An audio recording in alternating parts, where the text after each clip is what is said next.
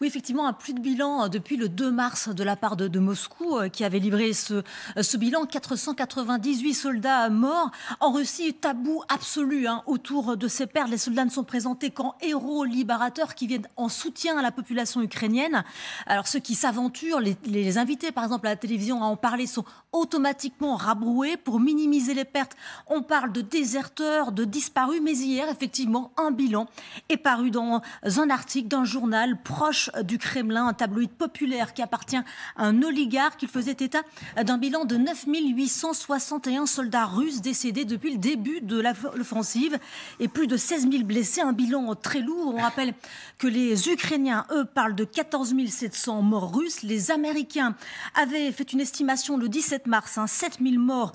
Si on rajoute les 5 jours qui viennent de passer, ça fait 8 600 décès.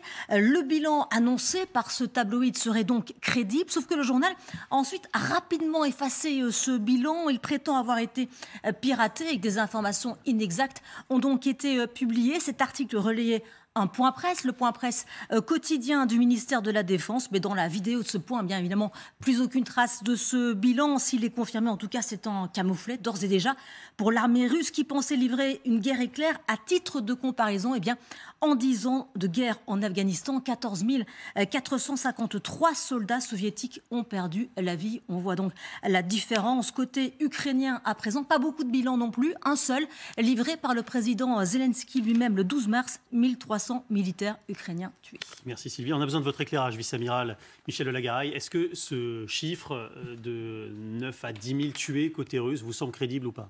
Il est tout à fait crédible. Il est tout à fait crédible. Alors bien sûr, ce sont des ordres de grandeur. Mais quand on parle d'environ 10 000 morts, on n'est pas loin de la vérité. Quand on parle de 16 000 blessés, on n'est pas loin de la vérité. Et quand on compare à l'ensemble des forces russes qui sont engagées, on trouve ça impressionnant. Et vous avez souligné effectivement qu'en Afghanistan, les pertes ont été 10 fois supérieures, grosso modo, ramenées au jour. Oui. C'est un peu froid, les chiffres sont très froids. Mais les cercueils qui rentrent actuellement sont très froids aussi. Oui. Et donc, on commence à savoir que les cercueils rentrent en Russie. Après avoir fait des escales, peut-être à l'attente en Biélorussie ou ailleurs. Mais les cercueils rentrent en Russie et les associations de mamans, les associations de mères qui avaient pris naissance du temps de l'Afghanistan vont se réveiller, sont déjà en train de se réveiller. C'est la plupart des gens qui manifestent dans la rue d'ailleurs actuellement. Avec ce problème d'identification, parce que les soldats russes ne seraient pas identifiables, ils ne portent pas sur eux des plaques avec leur identité. Je ne suis pas sûr effectivement que l'armée russe, en lançant cette attaque brutale, rapide, espérée rapide, est amenée avec elle tout ce qu'il fallait pour les analyses ADN. Donc, et puis c'est peut-être chez eux une culture un peu éloignée de la leur.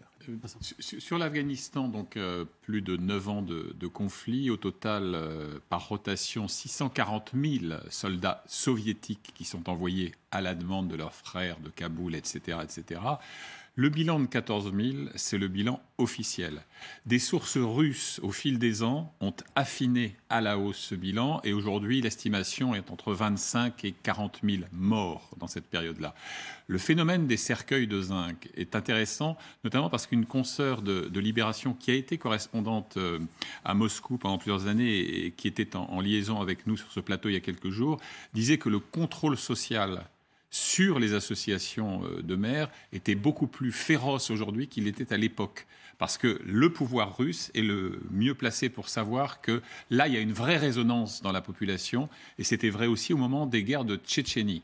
Et donc, ils essayent d'ores et déjà d'étouffer dans l'œuf ce qui est simplement l'expression de la souffrance d'une mère qui ne voit pas revenir le corps de son fils. Donc, rien n'est joué là-dessus. Mais il faut quand même redouter que l'efficacité du système répressif est gagnée depuis quelques années.